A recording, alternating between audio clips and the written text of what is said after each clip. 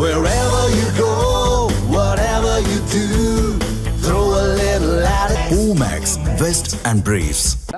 நம்மோடு அறப்போர் இயக்கத்தை சேர்ந்த அதனுடைய ஒருங்கிணைப்பாளர் ஜெயராமன் எழுந்திருக்கிறார். சார், நீங்கள் இன்றைக்கு கூட ஒரு பதிவை வெளியிட்டிருங்க. அரசு கேபிள் டிவி நிறுவனம் ஒரு தன்னாட்சி அமைப்பாக சுதந்திரமாக செயல்படுகின்ற ஒரு அமைப்பாக மாற்றப்பட வேண்டும்னு சொல்லியிருக்கீங்க.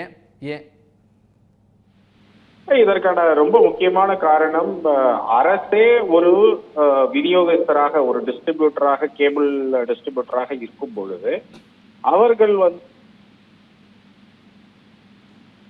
முடக்கக்கூடிய வேலைகளை செஞ்சுட்டு வராங்க அப்படிங்கிறத பல வருஷமா நம்ம பார்த்துட்டு வரோம்.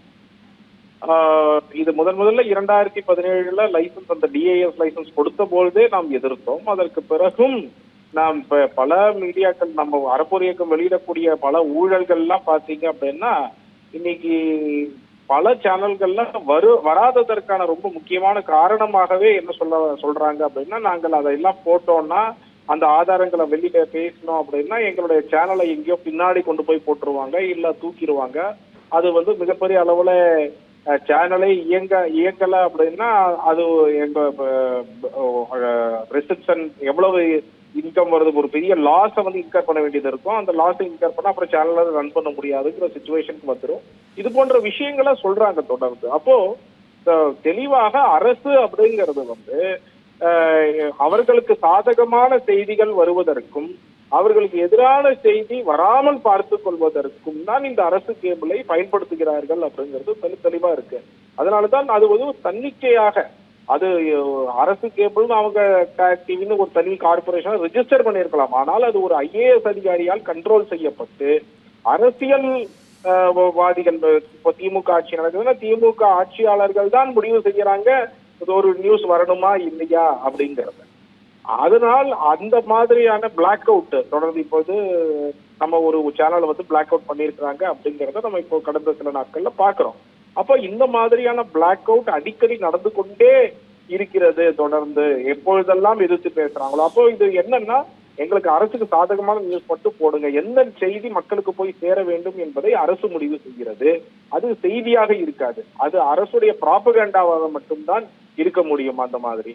அதனாலதான் நம்ம சொல்றோம், உண்மையிலான செய்தி மக்களுக்கு போய் சேர வேண்டும் என்றால், உண்மையான மக்கள் பிரச்சனை மக்களுக்கு போய் சேர வேண்டும் என்றால் அரசு விநியோகஸ்தராக, ஒரு பிராட்காஸ்டராக பிராட்காஸ்டர் ஒரு டிஸ்ட்ரிபியூட்டராக செயல்பட முடியாது. டிஸ்ட்ரிபியூட்டராக செயல்படக்கூடாது என்று ஏற்கனவே ட்ராய் கைட்லைன் இருக்கிறது.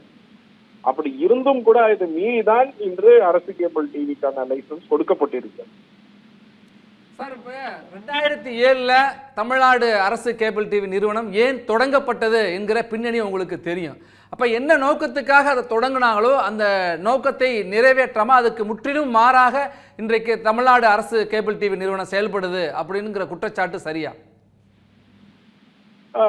சரிதான். ஏனென்றால் அவர்கள் துவங்கியதற்கான ஒரு முக்கியமான காரணம், அப்பொழுது அந்த சுமங்கலி கேபிள் விஷன் அவங்க ஒரு பெரிய மொனோபொலியாக செயல்பட்டார்கள் அப்படிங்கிறது நம்ம எல்லாருக்கும் தெரியும் அந்த காலகட்டத்துல. அதற்கு பிறகு அவர்கள் அரசு கேபிள் டிவி என்ற ஒன்று அதற்கு மாற்றாக, அந்த மொனோபொலிக்கு மாற்றாக அப்படின்னு சொல்லி இவர்கள் ஒரு மொனோபொலியாக மாறக்கூடிய சூழ்நிலை தான். 45% இன்னைக்கு மார்க்கெட்ல வைத்திருக்கிறார்கள் அரசு கேபிள் டிவி என்றால், ஆல்மோஸ்ட் அந்த ஒரு பெரிய மார்க்கெட்டை விட்டு எந்த ஒரு சேனலாலையும் இயங்க முடியாது. அப்போ அப்படி இருக்கும் பொழுது அந்த ஒரு 45% வாடிக்கையாளர்களா அந்த ரீச் அவுட் பண்றதுக்காக வேறு வழியின்றி அரசு சொல்லும் அடக்குமுறைக்கு உள்ளாகிதான் செய்ய வேண்டிய ஒரு சூழ்நிலைக்கு ஆளாக்கப்படுறாங்க. அதனால அரசு எந்த நோக்கம் என்று சொன்னார்களோ அதற்கு எதிர்மாறாக, இன்ஃபேக்ட் அவங்க அவர்கள் பேச்சுரிமையை, கருத்துரிமையை அடக்கக்கூடிய வேலையை இன்று அரசே செய்கிறது அப்படிங்கிறத பாக்குறோம். அதனாலதான் இது ஒரு பலர் போட்டி போடக்கூடிய வகையில, பலர் இந்த டிஸ்ட்ரிபியூஷன்ல இருக்கக்கூடிய வகையில இருக்கலாம். ஆனால் ஒரு அரசு டிஸ்ட்ரிபியூஷன்ல இருக்க முடியுமா அப்படின்னு கேட்டீங்கன்னா அது இருக்கக்கூடாது என்பதுதான் சரியாக இருக்கும்.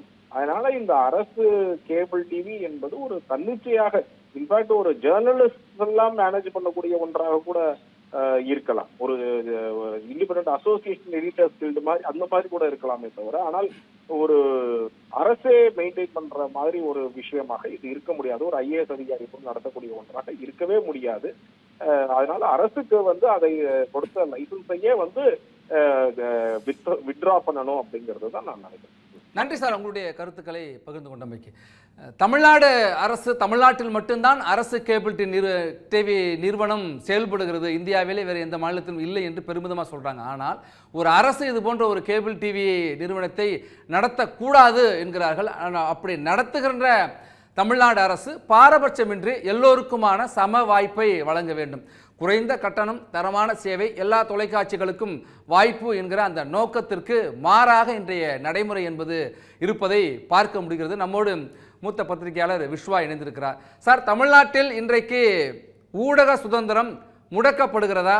ஆளுங்கட்சியினுடைய ஆதரவான செய்திகளை மட்டும்தான் தொலைக்காட்சிகள் வழங்க வேண்டும் என்கிற நிர்பந்தத்துக்கு உள்ளாகி இருக்கிறார்களா என்கிற கேள்வி எழுந்திருக்கிறது. இந்த கேள்விகள் சரியா உங்கள் பார்வை?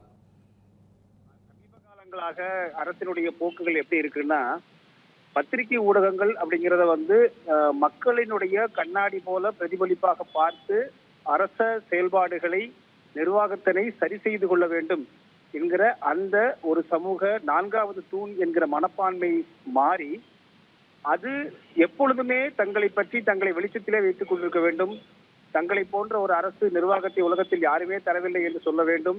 ராஜராஜ சோழனுக்கு அடுத்தது மிகச்சிறந்த நிர்வாகத்தை நாங்கள் தான் தந்தோம் என்று சொல்ல வேண்டும். ராஜேந்திர சோழனுக்கு அடுத்தது நாங்கள் தான் என்று சொல்ல வேண்டும். இப்படி எப்பொழுதுமே தங்கள் மீது வெளிச்சத்தை, ஊடக வெளிச்சத்தை பாய்ச்சி கொண்டு பாராட்டி கொண்டே இருக்க வேண்டும் என்கிற மனநிலை ஒரு ஆபத்தான மனநிலை. இதுதான் இதற்கெல்லாம் காரணமாக இருக்கிறது. ஒரு நல்ல அரசு நிர்வாகம் என்பது, அரசு அதிகாரிகள் தங்களிடம் பொய் பேசலாம், அரசியல் கட்சி தங்கள் கட்சியினர் தங்களிடம் பொய் பேசலாம், ஆனால் ஊடகங்கள் பொய் பேசாது, மக்களுக்காக நின்று பேசும். எனவே சரியான நிர்வாகத்தை நாம் செய்வதற்கு இந்த ஊடகங்கள் தேவை என்கிற அந்த ஒரு நிலைதான் ஒரு ஆரோக்கியமான குடியரசு ஜனநாயகத்தினுடைய நிலை. ஆனால் தலைகளாக மாறி இருப்பதை நம்ம பார்க்கிறோம் மகேஷ். இதுதான் இதற்கான பின்னணி காரணமா நான் பார்க்கிறேன். புகழை மட்டுமே விரும்பக்கூடிய மனநிலை என்பது ஒரு தவறான மனநிலை. சார், 2007 எந்த பின்னணியில, எந்த நோக்கத்துக்காக கொண்டு வரப்பட்டதோ அரசு கேபிள் நிறுவனம், அதற்கு எதிராக அந்த நோக்கத்தை நடைமுறைப்படுத்தாத ஒரு நிலையில் தான் இன்னைக்கு இருக்கா? அரசு கேபிள் என்பது இப்ப நீங்க அரசு மதுபான கடையும் கொண்டு வர்றாங்க. எதற்காக அரசு மதுபான கடை கொண்டு வர்றாங்க? மதுபானம் என்பது அரசு விற்கக்கூடியதா என்கிற ஒரு கேள்வி நமக்கு வருது. சரி, அது ஒரு நல்ல ஒரு கள்ளச்சாராயம் இல்லாத நல்ல சாராயத்தை தர வேண்டும் என்கிற நல்ல நோக்கத்திற்காக கொடுக்கப்படுகிறது என்று ஒரு வாதத்திற்காக எடுத்துக்கொண்டாலும் கூட, ஆனால் பத்திரிகை ஊடகம் என்பது அரசு சார்ந்த ஒரு நிறுவனமாக இருக்கும் பொழுது அது ஒரு தனி அட்டானமஸ் பாடியாக இருக்க வேண்டும். அரசு 5 ஆண்டுகள் மட்டும்தான் அந்த அரச பதவிக்கு வரக்கூடியவர்களுக்கு அங்கே வாய்ப்பு. அப்படி இருக்கும்போது கட்சிகள் மாறி மாறி வரக்கூடும். அப்பொழுது அது அந்த கட்சியினுடைய தலைமையினுடைய கையில் அந்த சுவிட்ச் இருந்துச்சு அப்படின்னா அந்த எந்திரம் எப்படி செயல்படும்? யார் ஆட்சிக்கு வருகிறார்களோ அவர்களுக்கு சாதகமாகத்தான் செயல்படும். இது முழுக்க ஊடகம் என்கிற அந்த அடிப்படை செய்தியியலுக்கே நேர் எதிரானது. அப்படி நீங்கள் அரசு எந்திரமாக இருந்து மக்களுக்கு நல்ல சேவையை கொடுக்க வேண்டும் என்று விரும்பினால் அது தனிப்பட்ட ஒரு அட்டானமஸ் பாடியாக இருக்க வேண்டும். அதில் எந்த அரசியல் தலையீடும் இல்லாதிருக்க வேண்டும். இதுதான் நம்ம அடிப்படையா பார்க்கணும். அதுதான் சரியான நிர்வாகமாக இருக்கும். அப்படி இல்லைன்னா நிச்சயமாக எந்த அரசியல் கட்சி ஆட்சிக்கு வந்தாலும் அதைத்தான் செய்வாங்க. நெருக்கடிப்பு தங்களை பற்றி யாரும் எதுவும் பேசிவிடக் கூடாது என்பதற்காக அணைக்கத்தான் செய்வார்கள், துண்டிக்கத்தான் செய்வார்கள். நன்றி விஸ்வா, உங்களுடைய கருத்துக்களை பகிர்ந்து கொண்டு. Wherever you go, whatever you do, throw a little at it. Omax, Vest and Briefs.